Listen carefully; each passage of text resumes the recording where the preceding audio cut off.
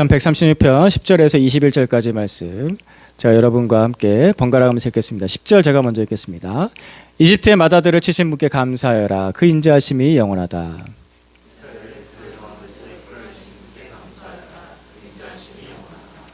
이스라엘을 강한 손과 편실 팔로 이끌어내신 분께 감사하여라. 그 인자하심이 영원하다.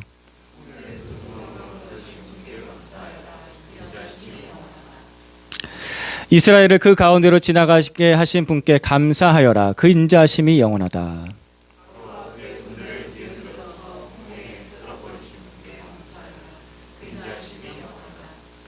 자기 백성을 광야에서 인도하여 주신 분께 감사하여라. 그 인자하심이 영원하다.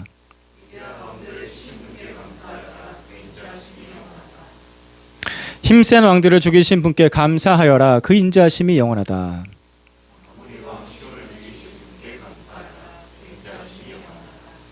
바산한 옥을 죽이신 분께 감사하여라. 그 인자하심이 영원하다.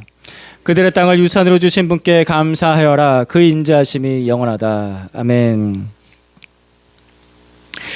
저는 히어로 영화를 좋아합니다. 영웅들이 나오는 영화를 좋아합니다. 그래서 DC나 마블, 디즈니에서 영화가 개봉을 하게 되면은 재밌다 싶으면 꼭 가서 봅니다. 영화관에 가서 보는데 주로 이제 아들하고 같이 가서 봅니다. 아들하고 이제 코드가 맞아가지고 그래서 재밌게 보고 나면은 보고 영화관 나오면서부터 이제 다시 영화 얘기를 해요. 영화 주인공에서 누가 나왔는데 막 걔는 너무 귀엽고 얘는 너무 멋있었고, 야 최근에 봤던 게 이제 디즈니 쪽에서 나온 거 만달로리안과 그로구가 너무 귀여워 막 이러면서 나오고, 만달로리안 정말 싸움을 잘해 막 이렇게 영화를 다시 한번 더 음미하면서 이렇게 나오거든요. 히어로 영화들이 계속 만들어지고 있습니다. 마블이 한번 흥행한 이후로 DC도 열심히 하고 있고 디즈니도 열심히 하고 있어서 계속 나오고 있죠. 조금 있으면 또 개봉하는데 혹시 아시나요? 저는 알고 있어요. 저는 좋아해서 곧 몇 개가 또 개봉을 하는데 또 보러 갈 겁니다. 이 초인적인 힘을 가진 영웅들의 이야기는요, 현대에 만들어진 게 아니에요. 현대 뭐 코믹스나 아니면 마블이나 DC에서 지금 만든 게 아니에요. 이거는 옛날부터 있었습니다. 고대 신화에서부터 나오죠. 생각나시나요? 네. 대표적으로 그리스 신화의 헤라클레스. 네. 엄청난 괴력의 소유자 헤라클레스. 그리고 중세 시대에는 로빈 후드. 네. 들어보셨죠? 로빈 후드. 뭐 실존 인물이다 아니다 논란의 여지가 있는데 어떤 사람은 모델로 했다 하는 논란의 여지가 있는데, 어쨌든 활을 굉장히 잘 쓰고 무력에도 잘하고 지력도 뛰어난 로빈 후드. 우리나라는 홍길동. 예. 다들 국어 공부 열심히 하셨군요. 예. 한글로 된 최초의 소설 홍길동. 예. 기억하시죠? 국어 시간에 배웠던 거 홍길동. 예. 이런 걸 보게 되면은 영웅들은 인류 역사와 계속해서 같이 해왔다라고 해도 과언이 아닐 정도죠. 그죠? 오랜 세월, 고대부터 지금까지 계속해서 현대에는 아주 그거를 멋진 CG로 만들어가지고 진짜 스펙타클하게 그리잖아요. 그 영웅들이 계속 나와요. 유치해서 안 나올 것 같은데 계속 나와요. 신기하지 않습니까? 근데 이 영웅들의 공통점이 있습니다. 먼저는 초인적인 힘을 가졌다라는 거죠. 초인적이지 않다라고 하더라도 평범한 사람보다 뛰어난 체력과 무술, 실력을 가졌습니다. 그리고 지력, 지혜로움을 가졌습니다. 그래서 그 능력을 가지고 어떤 일을 하냐면은 약자의 편에 서서 정의를 이룬다. 이게 이제 영웅들의 스토리잖아요. 그 영웅들의 모습입니다. 그 오랜 옛날부터 지금까지 사람들은 왜 영웅들의 이야기를 계속해서 그리고 있을까요? 왜 그럴까요? 상상 속의 인물인데.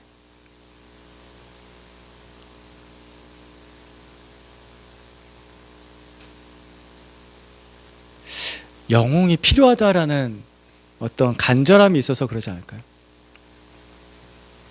이 세상에는 실제로 약자들이 많잖아요. 그리고 그 약자가 나일 때도 있잖아요. 뭔가 이 해결하지 못할 문제를 해결해 줄 수 있는 초인적인 힘을 가지고, 지혜를 가지고, 뿐만 아니라 정의로워서 나의 이 문제를 해결해 줄 수 있는, 이 약자의 문제를 해결해 줄 수 있는 영웅이 있으면 좋겠다. 그런 마음을 투영시킨 게 아닐까 생각합니다. 그래서 이걸 반대로 생각을 해보면요, 세상에는 그만큼 큰 힘을 가진 악한 사람들이 많다라는 것입니다. 거짓말장애들과 권력을 마음대로 휘두르는 사람들과 약자를 짓밟는 사람들이 이 세상에는 많습니다. 지난주에도 말씀드렸지만 사람들은 힘을 조금만 가져도 자기가 가진 그 힘과 그 돈과 그 인맥을 다 동원해서 약자들을 못살게 구는, 짓밟는 그런 악한 행동들을 서슴지 않고 합니다. 그런 사람들이 우리 주변에 크고 작은 악자들이, 악한 사람들이 우리 주변에 생각보다 많이 있습니다. 그래서 우리가 스트레스를 받고, 그래서 우리가 마음에 병이 들고 몸도 아프고 때로는 회사도 그만둘 정도로, 이사를 가야 될 정도로 그런 결정을 하는 사람들이 있죠. 그런 일들이 심심치 않게 뉴스에서 계속 나오지 않습니까? 예수님께서도 이 사실에 대해서 너무나 잘 알고 계셨습니다. 예수님은 우리와 같은 삶을 살아보셨기 때문에, 무려 33년 동안 우리가 똑같이 인간으로 인생을 살아보셨기 때문에 이 세상에 악한 자들이 얼마나 많은지 아셨고, 그 악한 자 뒤에서 악한 영이, 사탄이 이 세상을 병들게 하고 있다는 것을 예수님께서 너무나 잘 알고 계셨습니다. 그래서 예수님께서 가르쳐 주신 기도에는 이 기도가 있는 겁니다. 마태복음 6장 13절 말씀 같이 봅니다. 시작. 우리를 시험에 들지 않게 하시고 악에서 구하여 주십시오. 우리를 시험에 들지 않게 하시고 악에서 구하여 주십시오. 주님께서 가르쳐 주신 기도, 주기도문에 들어있는 기도문이죠. 주기도문은 저번에도 말씀드렸지만 어쩌다 한번 하는 기도가 아니라 우리가 매일매일 되새겨서 해야 될 기도의 내용을 예수님께서 요약해서 가르쳐 주신 거예요. 이런 내용들을 매일 기도해야 돼. 우리를 시험에 들지 않게 하시고 악에서 구하여 주십시오. 이 기도는 먼저는 나 자신이 악한 사람이어서, 사실 내가 죄인이죠. 남을 손가락질하기 앞서서 내가 악한 자고 내가 죄인이어서 하나님 앞에 회개하는 기도입니다. 내가 또 악에 빠지지 않도록, 내가 또 악한 짓을 저지르지 않도록 저를 좀 붙잡아 주시고, 또 제가 이 세상에서 악한 시험에 들지 않게, 악한 자들의 악한 영의 시험에 들지 않게 저를 또 보호해 주십시오. 회개하는 기도이면서 또한 보호를 구하는 기도입니다. 하나님께서는 우리를 너무나 잘 아시죠. 내가 악한 죄인이라는 것을 아시고요. 또한 동시에 내가 약한 사람이라는 것도 아십니다. 그래서 이 악한 죄인이 간청하는, 저를 이 시험에서 악에서 건져 주십시오라고 구하는 이 연약한 간청을 하나님은 모른 척하지 않으십니다. 다 죄인인데 그 죄인 중에, 그 악한 자 중에 엎드려서 회개하는 사람, 엎드려서 보호를 구하는 사람, 하나님께서는 그 사람의 기도를 절대 모른 채 하지 않으십니다. 그래서 하나님께서 이스라엘 백성들이 이집트의 노예 생활을 할 때도 그들의 기도를 들으셨습니다. 출애굽기 3장 9절에서 10절까지 말씀입니다. 하나님께서 하신 말씀입니다. 같이 봅니다. 시작. 지금도 이스라엘 자손이 부르짖는 소리가 나에게 들린다. 이집트 사람들이 그들을 학대하는 것도 보인다. 이제 나는 너를 바로에게 보내어. 아멘. 하나님께서는 이집트의 노예 생활을 하고 있었던 이스라엘 백성들의 그 억울한 모습, 그 학대받는 모습을 하나님께서 보셨고 그들의 간구를 들으셨습니다. 그래서 지금 하나님께서는 이 말씀 속에서 나는 너를 보내요 라고 하셨는데, 모세를 선택하시는 장면입니다. 모세를 선택하셔서 너를 보내서, 모세를 보내서 이스라엘을 이집트의 그 노예 생활에서 구출해내겠다라고 하시는 겁니다. 자, 이것은요, 그 당시에 가장 강한 나라였던 대제국 이집트에서 400년 동안, 40년이 아니라 400년 동안 노예 생활을 하던 60만 명의 히브리 사람들, 이스라엘 사람들을 구출해내는 일입니다. 다시 한 번 더요. 이집트라는 그 당시 최강국에서 무려 400년 동안 노예로 짓눌려왔던, 장정만 60만 명이니까 남녀노소 합치면 최소 200만 명 이상을 구출해내는 일입니다. 하나님께서 여러분에게 이 일을 맡기신다면 예, 제가 하겠습니다 하실 분? 누가 한 이쯤 손을 올렸는데 역시 턱걸이를 해서 그런가. 하실 분, 내가 너를 보내요. 말씀하시면 하실 분, 왜 손을 아무도 안 드세요? 모세가 지금 이 선택을 받았습니다. 그런데 모세가 안 돼요 이러는 거예요. 안 돼, 그거 안 돼요. 이게 너무 얼토당토하는 일이거든요. 얼토당토하지 않은 일이에요. 이게 너무나도 힘들고 불가능한 일, 진짜 불가능한 일이에요. 사람이 할 수가 없어요. 게다가 모세는 이집트 왕궁에서 생활을 해봤거든요. 모세가 파라오의 그 공주, 그 왕궁의 공주에 의해서 건짐을 받잖아요. 갈대상자에서 건짐을, 그래서 모세, 건짐을 받은 자라는 뜻인데, 그래서 왕궁 생활을 해봐서 그 이집트의 파라오의 권위와 권세와 능력이 얼마나 엄청난지를 그는 몸으로 경험했어요. 피부에 와닿게 경험했다고요. 그래서 이집트의 그 왕 파라오를 대적하는 일이 얼마나 무모한지를 알아요. 그 사람 말 하나면 끝나는데 어떻게 그 사람하고 싸워요? 말도 안 돼요. 그래서 하나님께서 모세를 부르셨을 때 모세가 5번이나 거절합니다. 5번. 하나님 안 돼요. 안 된다고. 저 아니라고요. 이렇게 알겠죠. 하나님 제가 뭐라고, 하나님 제가 뭐라고 파라오한테 가서 제가 무슨 얘기를 해요? 또 말합니다. 하나님 저는 말주변이 없어요. 말할 줄 몰라요. 무슨 말을 해요? 또 말합니다. 하나님 보낼 만한 자를 보내십시오. 보낼 만한 자를. 저는 아니잖아요. 저는. 하나님 보낼 만한 자를 보내십시오. 그렇죠. 이집트의 파라오에 비해서는 정말 모세는 지금 상황이 어떠냐면은 이집트 땅에서 살인죄를 짓고 나서 도망자 신세로 미디안 땅까지 온 거거든요. 미디안 땅에서 지금 누구 집에 장인 이드로의 집에 처가살이 하면서 빌부터 살면서 목동일 하고 있는 사람이에요. 그러니까 도망자의 처가살이를 하고 있고 아무것도 가진 사람이 없는 진짜 아무것도 아닌 자. 아무것도 아닌 자. 지금 아무것도 아닌 자한테 너 지금 모든 것을 가진 자한테 가서 데리고 나와 이러시는 거예요. 안 되는 거죠. 이게 말이 안 되는 거죠. 하나님 보낼 만한 자를 보내소서. 모세가 이렇게 얘기했다는 것을 알고 계셨습니까? 보낼 만한 자를 보내소서. 그 믿음 좋은 모세가? 그래서 신앙의 관점을 보자면 이때의 모세는 정말 믿음 없는 사람으로 보여요. 하지만 여러분 어떻습니까? 여러분 현실 속에서 느껴지는 거는 이게 사실이에요. 이게 사실이라고요. 이게 현실이에요. 모세의 현실. 안 돼요 이거.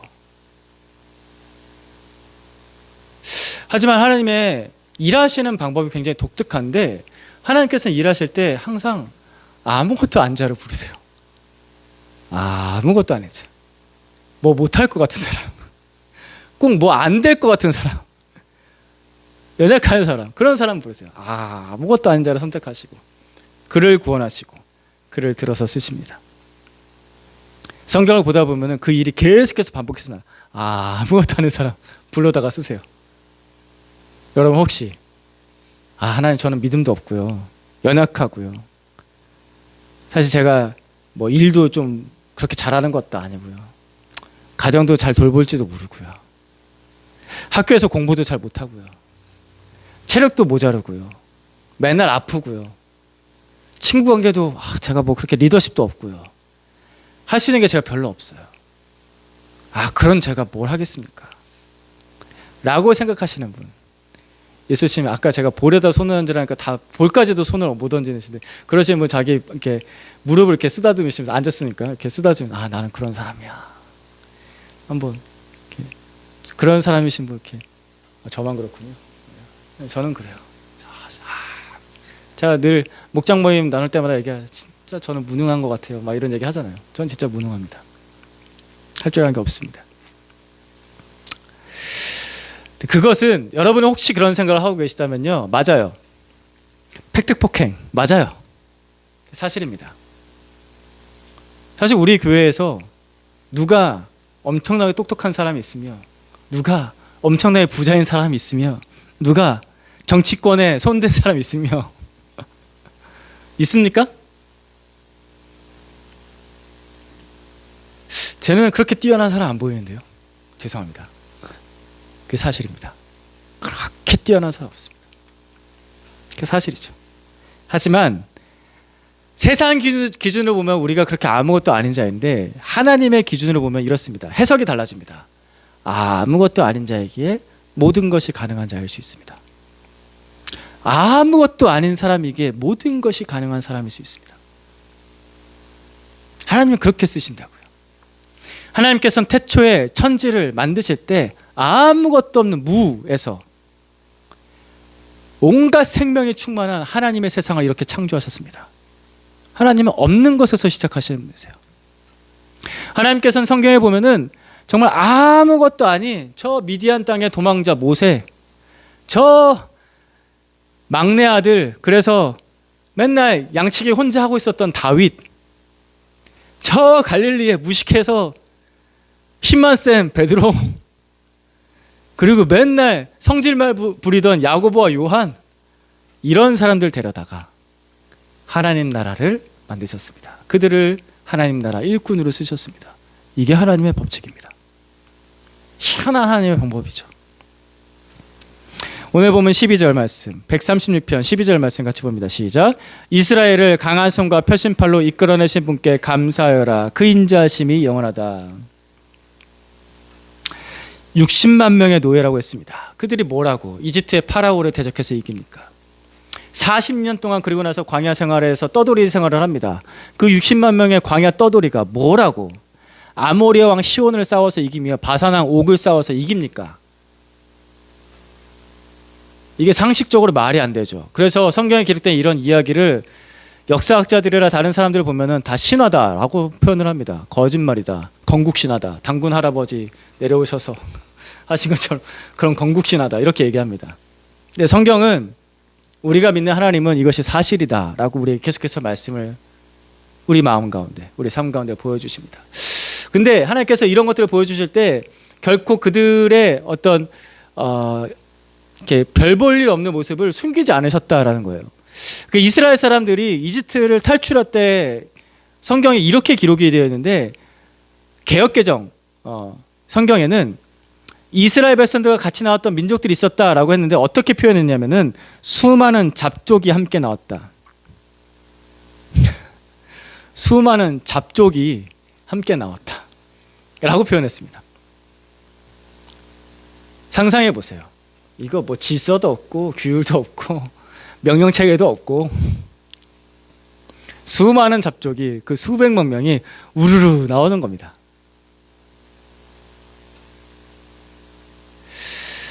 그러니 이집트의 정예군, 그 파라오의 군대와 비교한다면 이게 뭐 싸워서 게임이 되겠습니까? 뭐 얼마나 오합지졸이었겠습니까? 이게 말이 안 되는 게임이었다는 거죠. 그러나 오늘 말씀처럼 하나님의 강한 손과 표심팔이 그들과 함께할 때 그들은 하나님의 군대가 되었습니다. 사실 이스라엘 백성이 한 게 아무것도 없어요. 이집트를 탈출할 때 하나님께서 10가지 재앙으로 이집트를 치시죠. 그 10가지 재앙은 이집트가 숭배하던 10가지 우상들을 향한 재앙이었습니다. 나일강부터 시작해서 자기 자식에 이르기까지 10가지 우상에 대해서 하나님께서 징벌을 내리십니다. 그리고 하나님께서 그 강한 손과 표심팔로 아무것도 할 수 없었던 노예였던 이스라엘 백성들, 그리고 그 수많은 잡족들을 끌고 나오실 때 잡족이라는 표현도 있지만 나중에 이렇게 나옵니다. 하나님의 군대가 이집트를 나왔다. 하나님의 강한 손과 표심팔이 함께하면 우리는 하나님의 군대가 됩니다.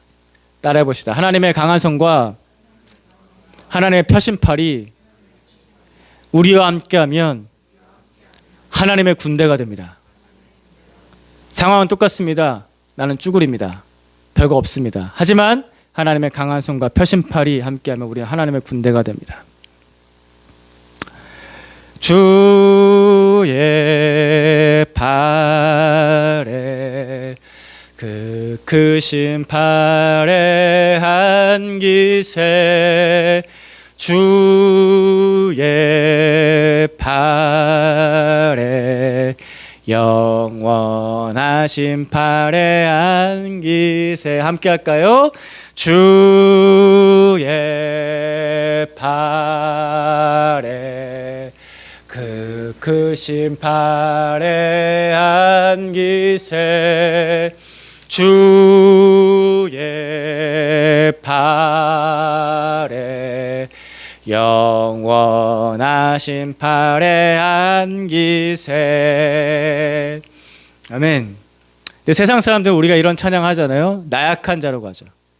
자기 팔을 자기 힘을 길러야지 무슨 맨날 주의 팔에 안긴다고 그래. 예, 그렇습니다. 나약한 자입니다. 하나님을 믿는 사람들은 다 나약한 자입니다. 강한 자 중에 하나님을 제대로 믿는 사람 거의 없습니다. 거의라고요? 예. 거의 없습니다. 강한 자 중에 하나님을 믿는 사람 거의 없습니다. 약한 자가 하나님 믿습니다. 아무것도 아닌 자가 하나님 믿습니다. 그리스도인은 강한 영혼이 필요한 약한 사람들입니다. 그게 우리의 모습입니다. 교회는 아무것도 아닌 사람들이 모이는 공동체고요. 교회는 죄인들이 모이는 공동체고요. 교회는 약한 자들이 모이는 공동체입니다. 그래서 예수님께서는 그 죄인에게, 그 약한 자에게 이렇게 말씀하셨어요. 요한복음 14장 1절 말씀 같이 읽습니다. 시작. 너희는 마음에 근심하지 말아라. 하나님을 믿고 또 나를 믿어라. 우리가 얼마나 근심하는지 아시니까 나를 믿어 하시는 거예요. 대장이신 우리의 영웅이신 예수 그리스도께서 나 믿어. 괜찮아. 16장 33절 말씀도 읽어봅시다. 시작. 내가 이것을 너에게 말한 것은 너희가 내 안에서 평화를 얻게 하려는 것이다. 너희는 세상에서 환난을 당할 것이다. 그러나 용기를 내어라. 내가 세상을 이겼다. 아멘. 아멘. 용기를 내어라. 내가 세상을 이겼다. 우리가 세상 살면서 어려운 일을 당하지만 마침내 우리는 최종적인 승리를 얻습니다. 이것은 우리를 구원하신 영웅이신 우리 주 예수 그리스도께서 직접 하신 말씀이고 예수님께서는 이 말씀을 지키십니다. 지키셨고 지키시고 앞으로도 지키실 것입니다. 우리는 우리의 힘을 믿는 자들이 아닙니다. 우리의 영웅이신 그리스도를 믿는 사람들입니다.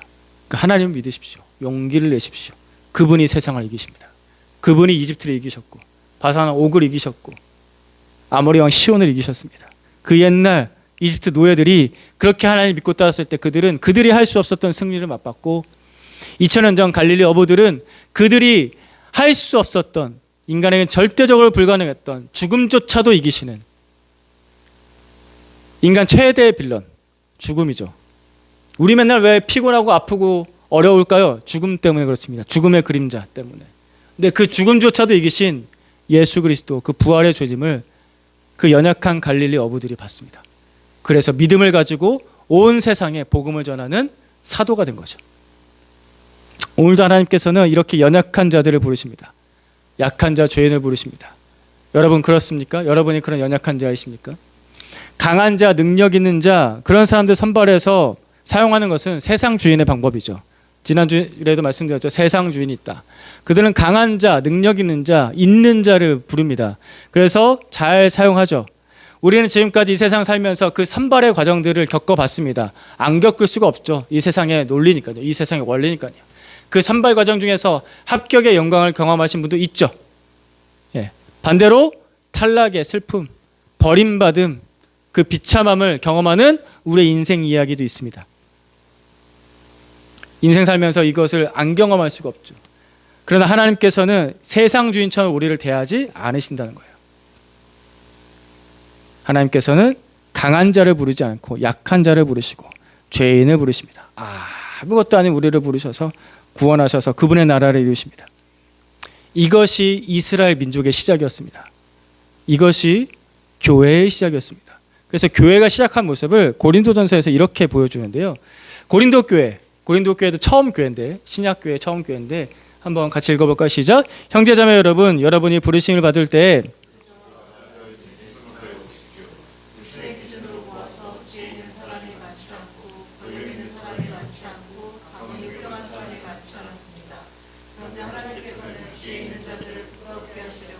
세상의 어리석은 것들을 택하셨으며 강한 것들을 부끄럽게 하시라고 세상의 약한 것들을 택하셨습니다.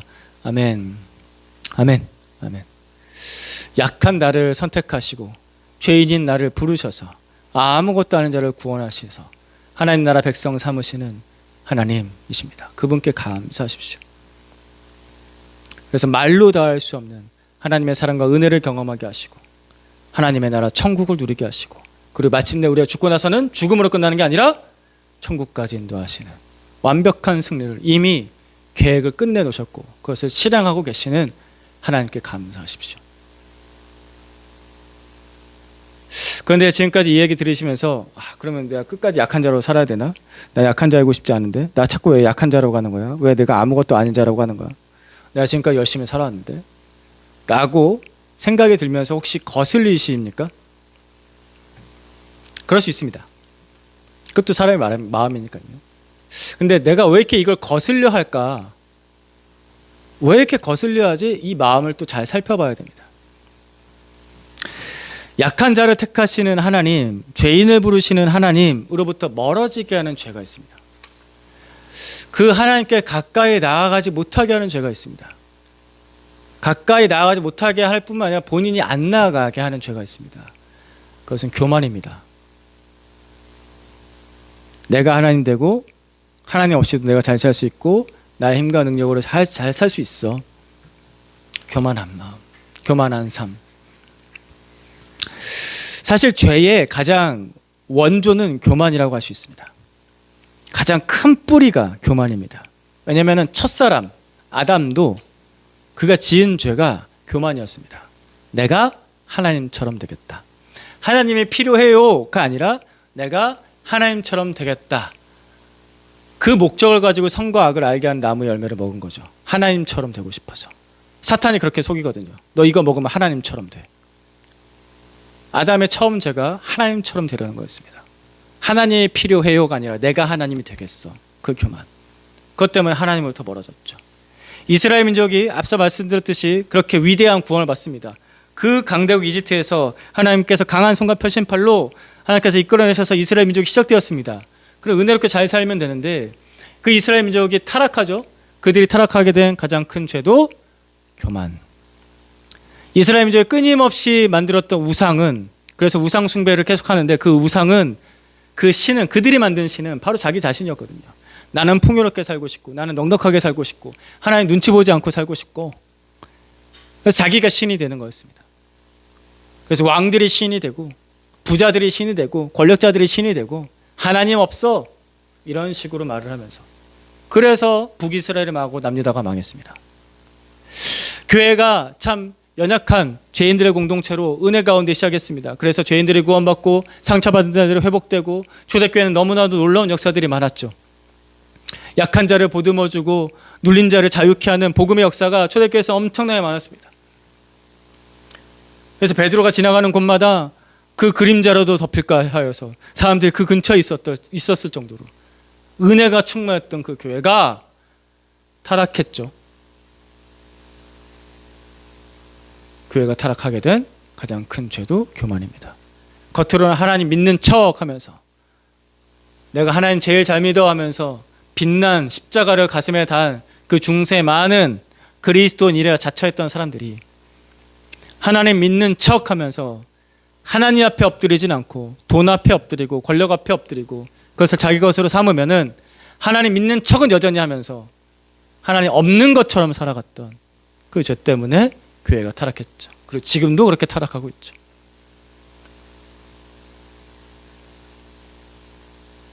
하나님 없는 것처럼 사는 것, 교만. 그것 때문에 하나님부터 멀어집니다. 그럼 반대로 하나님께 잘 붙어있는 마음이 있습니다. 그건 뭘까요? 교만의 반대? 겸손입니다. 성경에서 보면 하나님께 가장 많이 사랑을 받았던 사람들의 공통적 특징은 겸손했다라는 것입니다. 모두 다 겸손했어요. 모세, 사무엘, 다윗 다 겸손했습니다. 예수 그리스도의 제자였던 사람들 처음엔 조금 날뛰다가 나중에 진짜 회심하고 나서는 겸손했습니다. 마태복음 5장 3절 말씀입니다. 같이 보겠습니다. 시작. 마음이 가난한 사람은 복이 있다. 하늘나라가 그들의 것이다. 아멘. 이 말씀은 예수님께서 이 땅에서 구원 사역을 하셨을 때 첫 번째 설교를 하시는데, 그러니까 설교란 건 좀 긴 내용이잖아요.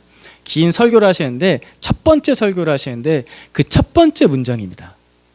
그래서 따옴표가 제일 앞에 있죠. 첫 번째 문장이어서 첫 설교의 첫 문장입니다. 예수님의 이 땅에서의 설교의 첫 설교의 첫 문장. 그 말은 너무 중요한 말씀이다. 또 그 말은 사람들이 구원받는 그 길을 가르쳐주는 말씀입니다. 마음이 가난한 사람, 하나님 없으면 살 수 없는 사람. 마음이 가난한 사람. 뭐에 가난한가? 하나님 때문에 가난해. 하나님 때문에 가난한 사람. 하나님 없으면 살 수 없는 사람. 가난하다고 할 때 보통 돈 없어서 살 수 없다고 해서 가난하다고 하잖아요. 마음이 가난한 사람은 하나님 없으면 살 수 없는 사람. 겸손한 사람. 아이 같은 사람. 하나님께서는 그 사람에게 천국을 주십니다. 하늘나라를 주십니다. 죄인, 연약한 자, 아무것도 아닌 자. 그래서 엎드리는 사람. 그 사람에게 천국을 주십니다. 하나님의 사랑은 한결같고 충만하다고 했습니다. 제가 2주 전부터 계속 136편 말씀 가지고서 했는데 하나님은 한결같고 하나님의 사랑은 한결같고 충만한데 왜 나는 그걸 잘 못 느낄까요? 내가 높은 곳에 있어서 그래요. 낮은 곳에 있어야 되는데 엎드려서 회개하지 않고 가난한 마음으로 하나님의 은혜를 구하지 않고 하나님 없어도 살 수 있어요 하면서 저 멀리 저 높이 그러니까 은혜가 내려오는 건데 나는 올라간 자리에 있으니까 하나님의 사랑이 내 안에 없어요. 사람이 좀 특이해요. 이게 죄성이라 힘들면 힘들수록 하나님을 더 찾아야 되는데 힘들면 힘들수록 다른 거 찾는 사람도 굉장히 많아요.